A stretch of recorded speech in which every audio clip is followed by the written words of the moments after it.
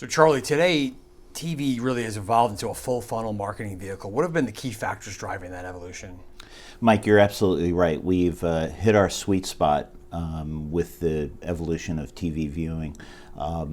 It's important for marketers not only to build brand awareness, but to establish trust with the consumer, and then ultimately to drive sales. And that's where we've really done a great job with our marketing partners, is our ability to go in and establish the brand identity, deliver a message to the right audience, and ultimately target the consumers who are, at the end of the day, going to ring the register and make the sale. What have been some of the key factors in driving this evolution of having TV become a full funnel vehicle? Well, the VAB has evangelized the fact that advertising in long form, professionally produced content is the most beneficial for advertisers to get their message out. That really hasn't changed. What has changed is how the consumers are consuming that media. And I think that one of the most important factors in that is the ability for marketers to go through all the different TV opportunities, whether it's linear TV or streaming, in order to reach that consumer. I mean, we spend our time working with marketers to deliver that audience and to make sure that they're very aware of the different opportunities that we have for them. Why is this evolution so important for advertisers' media strategies, both during the upfronts and beyond? Well, listen, the upfronts are a legacy way of forging partnerships with different networks. And the world has changed. You've gone from upfronts, you have new fronts, you have outfronts. When I was at CNBC, we had our financial upfronts in January. So that's good, and now marketers are looking at local opportunities as part of those upfronts. But the world moves pretty quick, and there are a lot of disruptions. We've seen an iconic beer brand implode in a matter of weeks.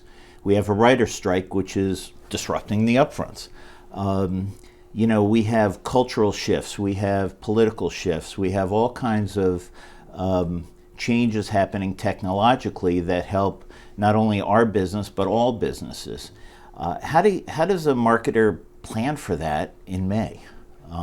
What really ends up happening is you have to be able to shift on the fly. And that's where we come in, because we can really be nimble with the advertisers and help them take advantage of the opportunities on a very close-in basis. Lastly, when it comes to media sales and advertising, New York is really this great microcosm. Why is it so important for national advertisers to pay attention to this market? Well, I mean, look, we're the center of finance, the home to most of the media companies and the media influencers, the social influencers. We're, an iconic fashion center. We have an amazing array of, travel opportunities. We're pretty much where a microcosm, as you say, of the country. We have rich diversity, both socially, economically, politically, and I think one of the most important things that marketers need to realize is that when you buy a national execution, you're really undervaluing the New York market. And that's where we come in. Part of our ability to help bridge that gap and fill in that shortfall from a network execution is with, adding reach and frequency by adding New York. So, for instance, we've done an execution with a national TV manufacturer. So New York is number one in TV sales. But this manufacturer under-indexed in this market by 35%, in the number one market for their for TVs. And what ends up happening is by adding New York into the mix, we can help close that.